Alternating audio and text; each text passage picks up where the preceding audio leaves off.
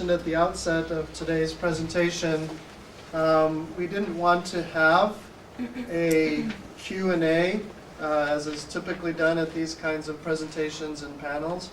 What we really wanted to do was foster dialogue between everyone in the room.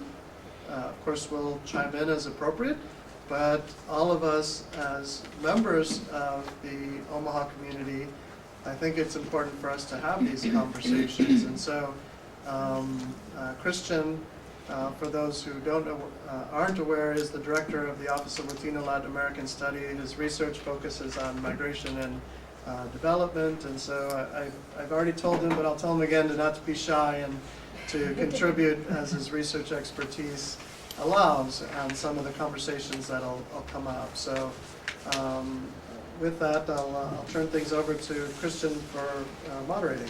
Okay, so I wanted to add one more thing. Thank you very much, by the way.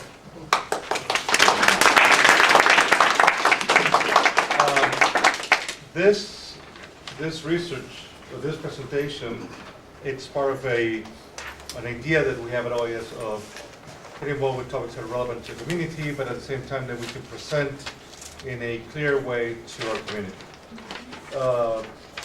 They published a blog, it's about 1,000, a little more than 1,000 words. It is available in our website, in the OLLAS website. We had other blogs there that also might be of your interest. So just go to our website, take a look at the blogs, and we also have them on our Facebook page, and we can be part of the conversation there as well. Christian, can I just make a quick, we're happy to make the slides available from tonight's presentation. I saw folks taking pictures. I do that at talks as well. But it's easier sometimes to just get maybe we can make them available at OLLAS. Yes. Okay. That was your question? Okay, so If you guys, if you're interested in the slides, please leave us your email and we'll make them available. we won't sell it. Okay, so yes. Go ahead. Bueno, yo soy Judy Gutierrez, and I am a Nebraskena. My new word. So my grandparents came to Nebraska in 1915, and my parents were born in 1923 and 24. So then I was, my siblings and I were born, and my children. But also I've kind of noticed some of the, the different trends in the populations and the immigrants that come. Do you think that a lot of the reason that the migration of migrants and immigrants from Mexico and Central America isn't so much to Nebraska is because of the refugees that have been coming here in the last 10 years? Because they would be the ones that are now working, many of them now work in the meatpacking. Yes. Actually, what is interesting to note, at least what can be, how do you say, calculated, is that actually from 1997 to 2000, at least 4 in 10 newcomers to Nebraska were coming directly from abroad. So most of the reason behind it has to do with meatpacking. Right? But over time, actually, right now, 80%, 8 of 10, come from other states. So it's more like, even though I can understand that actually also what is happening at the border may be impacting families here, it seems that most of the new recent wave of migration to Nebraska, the recent migration, is coming from people that have already lived in other states, particularly in California, for instance, and they cannot see that they can afford keeping living there, Right. and either have relatives or have listened about coming here, have heard that there is better affordability here, and they come here. For sure, the Central America case have an impact in Nebraska. Actually, in the last 5 years, more immigrants are from Central America, have been growing faster than the Mexican side of it. But I haven't seen that the majority of them come directly from abroad. They have come to the U.S. maybe because of that situation, but after staying somewhere, they come to Nebraska. Right, Again. usually from And Minneapolis. I'm going to Yeah. add a couple of things to that. Nebraska is the fourth largest state in receiving refugees per capita, right? So, and I was looking at these numbers yesterday. So it was the Dakotas, Utah, Idaho, and Nebraska. In terms of per capita, per every 10,000 people. Obviously, California, Texas, do get most of the refugees. But the number itself is very little compared to the migration numbers.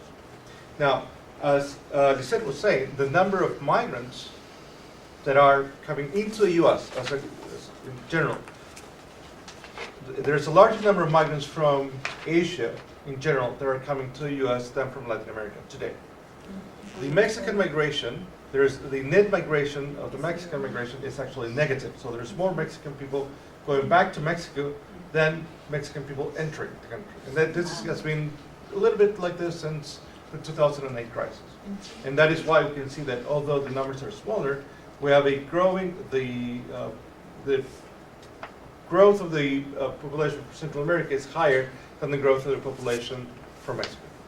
Okay.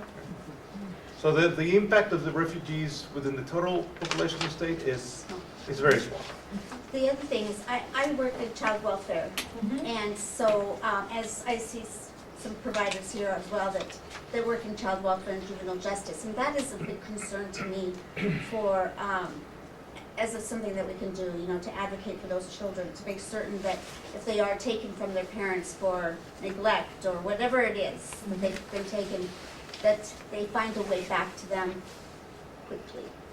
You know, because just in my experience, I can see that, you know, we have to go through many hoops, you know, for much longer than sometimes other parents do, for areas of, you know, bias maybe on the fact that maybe their parents aren't here documented or other things. It shouldn't be that way. It's not a really something that's out there for people to really be able to say, but it's in a covert way, it's there. So I do worry about that, and I also worry about kids that are, you know, their parents are deported and the kids are like 16, 18, you know, that are just here kind of on their own and then eventually are detained because they're missing. Things like that, you know, that I think as a group, you know, we can certainly help. And also just we need foster parents all the time that are hopefully aware and competent. So, Thank you, Judith. yes. Please, any other questions or comments or conversations? There's many things here that are good to, you know, there are good pointers to start a conversation. For example, the fact that even one of the striking things about this data is that it shows that children lose more school days, right, when their parents are deported, even if they are U.S. citizens, right? So that is something that should worry us, right? Because what happens when those kids, you know, as Jonathan was saying, right, what happens when they are, or as Judy was saying, when they're 16-year-old and their parents are deported, or at least one of their parents is deported, right? There's very robust correlational data, but robust data showing connections between the number of school days that kids miss and high school dropout rates, not finishing high school, which sets them on a real negative trajectory. And I want to remind that actually we, as a community, we have made progress. Our high school dropping out rate has been slowing down. Yeah, absolutely. Home ownership is keeping up. That's why a lot of banks were hiring bilingual, you know, officers. Business, Latino home-owned business were expanding, and all these kind of things were happening already in our community and make us proud, you know. But it's not,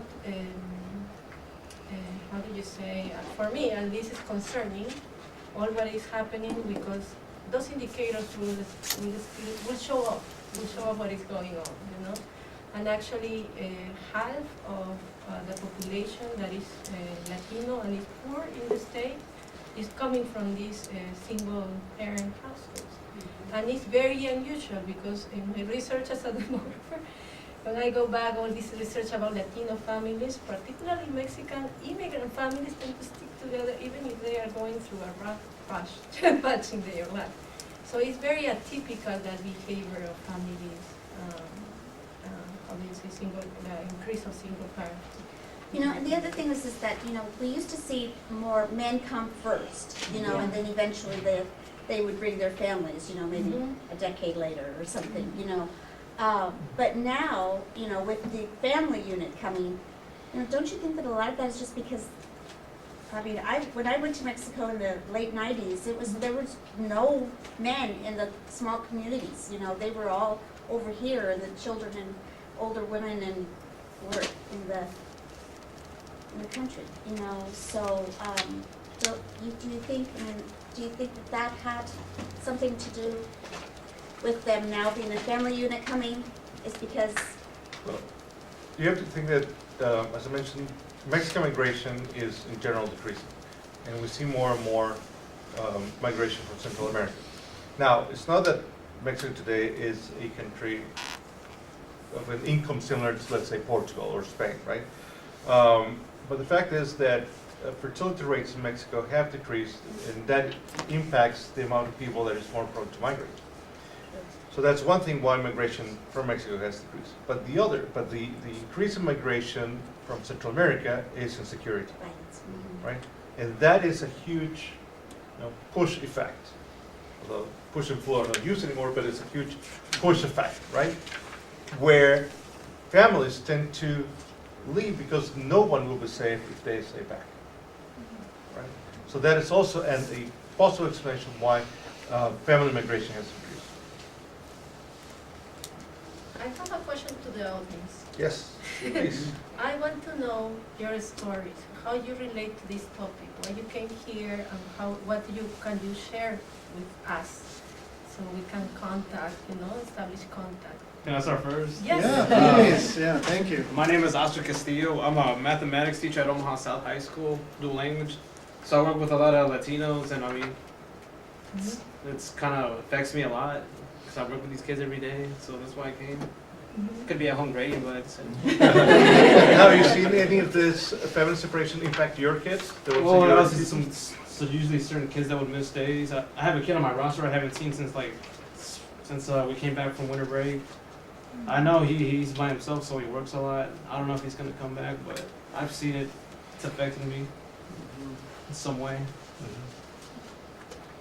Is there any office or place at South High where these issues are taken care of, or they? We have a take care of social worker, and he's really good, Mr. Emilio Herrera. He deals with all that. I'd like to say something. My name is Frank Eban. I'm originally from Gabon, that is in West Central Africa. When I came to the United States about 15 years ago, I was an international student. And I relate to this particular subject because at some point, within my stay as an international student when I graduated, it became difficult for me to go back to my country. So at some point, I became undocumented in terms I extended my visa. But thank God, circumstances happened, and then I was able to fix all of that and became a resident of the state of Nebraska for 5 years now.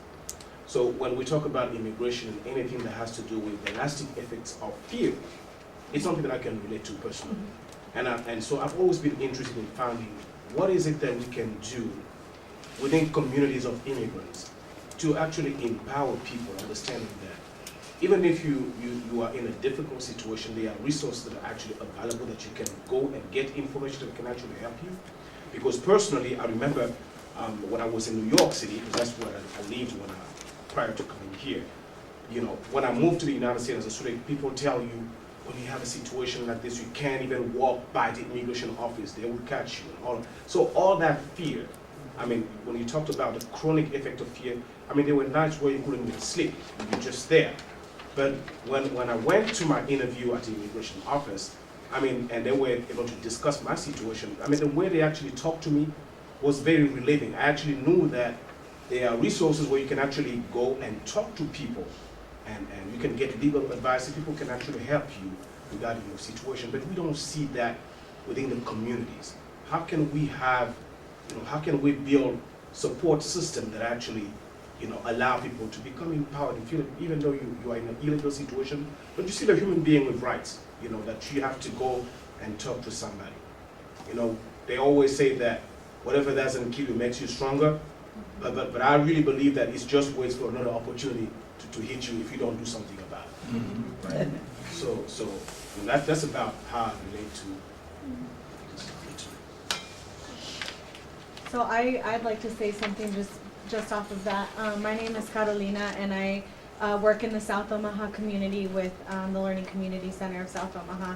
And personally, I relate to this because both of my parents came to this state undocumented before I was born, and then I was lucky enough to be U.S. born. So I have felt the fear of not knowing if my parents were going to be able to take care of me as a child, and luckily everything turned out great, and they're U.S. citizens now. But I also see this a lot in our center because we're tax funded. We don't ask questions of immigration status. We really don't want to know because immigration is such a taboo subject that already it's hard to be tax funded and say we serve a huge Latino population. It's very hard. And a lot of people would like to bring that down in politics. So we don't ask the immigration status question. We don't want to know. But there are a lot of people in our center that will, come to us and start talking about these things. Whether a family member has been deported, they're trying to, fix their status. And it's really scary. And like Frank was saying, a lot of times we don't see these resources or know about these resources in the community because it's such a taboo subject. Sometimes a lot of places don't want to share. We're a safe space, I know Grief's Journey has their Apoyo Sin Fronteras, which has been really great for a lot of our families in the center. And so I don't know if anyone else knows of any other resources. I know like the Mexican consulate has some great resources, and you don't even have to be a Mexican national. It can be from Central America. I just learned that 2 weeks ago. So these things are slowly coming out if you're asking the right questions. But yeah, like he said, like how can we see that more in the community of being more open towards immigrants? And is it really just people's personalities towards immigrants, that is going to be the thing that changes how we see it and how we can offer more resources openly in the community? And I think in response to her, so Gabby Martinez with Grief's Journey, we have done that support group, so Apoyo Sin Fronteras, Support Without Borders. And I think a big part of it is in order to empower them, they need to know that I think a part of it is that they fear talking about it when their whole lives and their families rely on that specific topic. And so what we see with our Support Without Borders group is that a lot of people are like, yes, this is a great group, we want to be a part of it, but how do we get the Latino community to come to it? How do we get families to want to attend? How do we show them the effects that this can have on their kids? And I, being a 16-year-old that feared that my mom was going to be deported, I know that has stuck with me throughout these past 10 years of my life. My background is in social work, so I got to see this firsthand with the kids that I worked with. So I can understand that, and I can talk about it and articulate it with other people, but I think when we're talking about it with these families and interacting with them, it is the fear. It is also, we don't talk about mental health in the Latino community, and so how do we get that out into the community to talk about, because it is such a, not only is immigration a taboo topic, but so is mental health. But I think it's an issue with out of sight, out of mind. You don't talk about it, it's not going to be there. It just goes away. You just deal with it and you just keep on moving. Oh, I'm sorry. I work with Early Head Start. So we do home visitation, and I'm a bilingual consultant. So I deal with basically primary Hispanic families. And one of my families, their grandfather was deported, and then they had the representative through ICE coming in and inspecting the house every week. So you had a house full, there was 3 families there, and nobody was documented.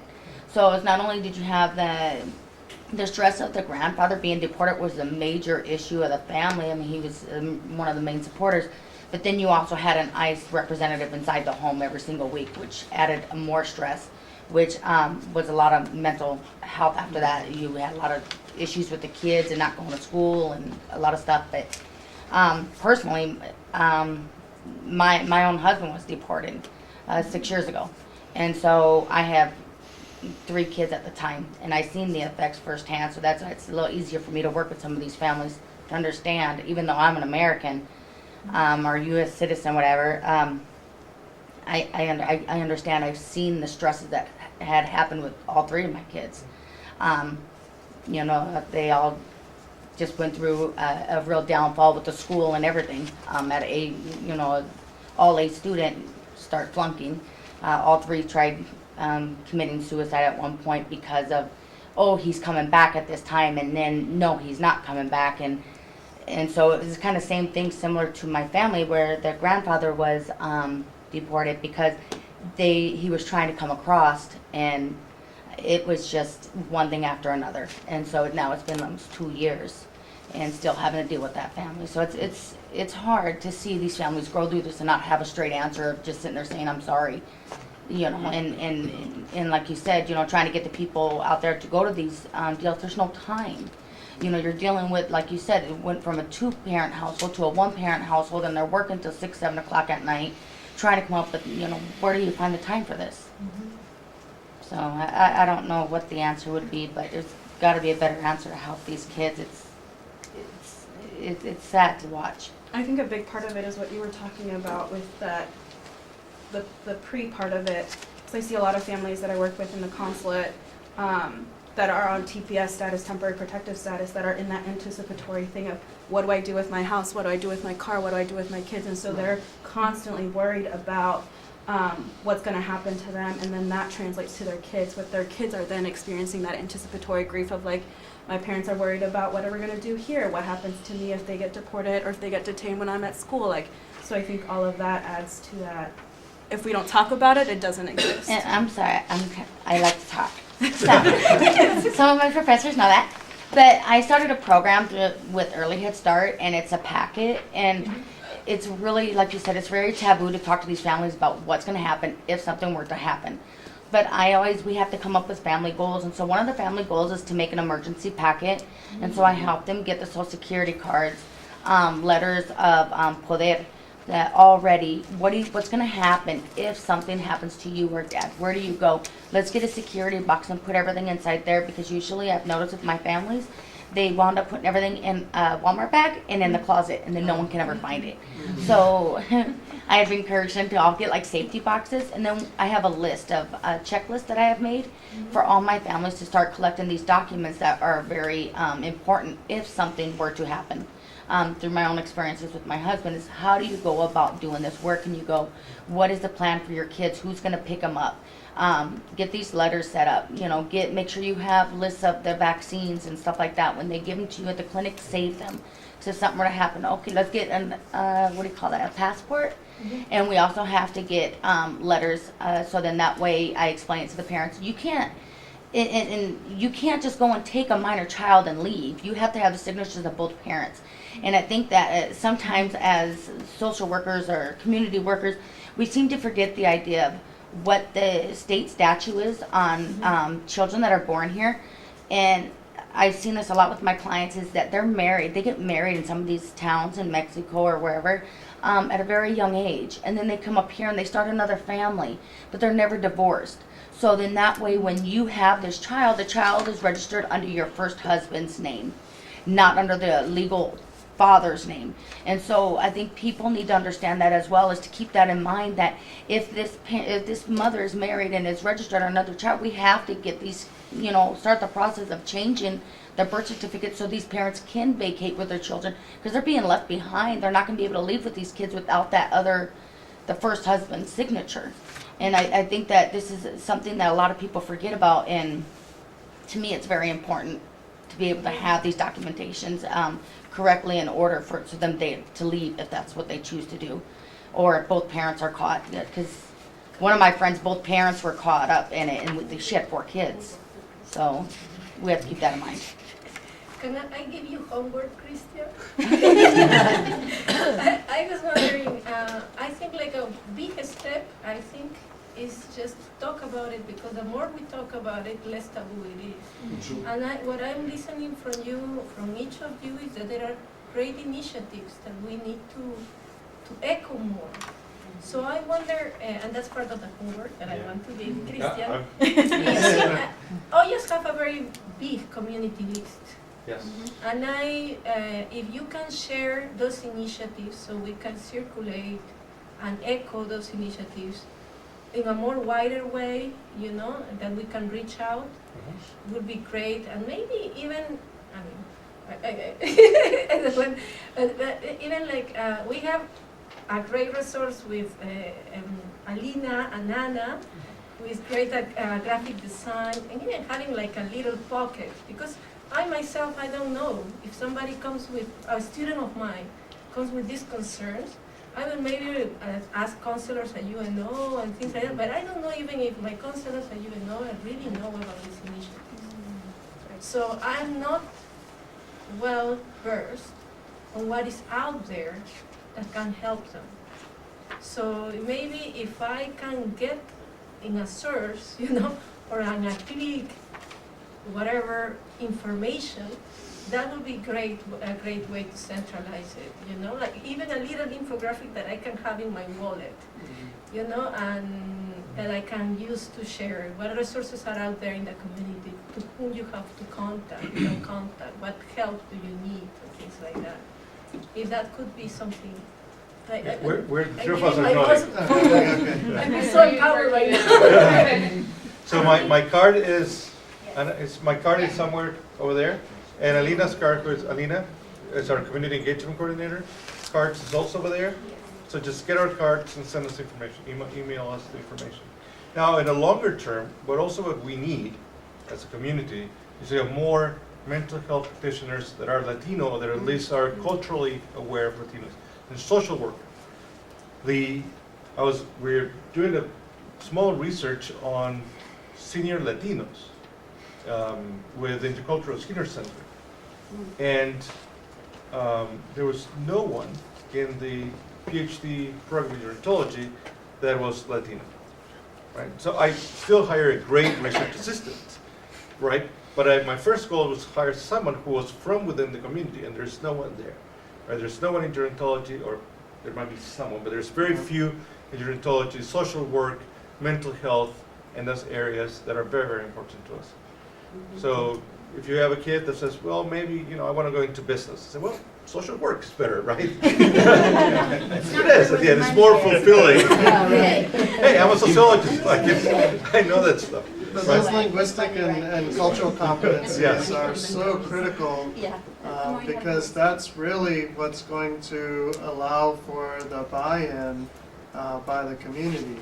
I'm not even sure that you necessarily have to be Latino, but you have to have the cultural and linguistic Yes. competencies that allow you to interact with the community in a way that allows us to bring these things out of the shadow, make them less taboo, allow for this information to be more widely distributed. I've had the pleasure of going to a dinner every year for the last 5 years with principals from various schools in the area.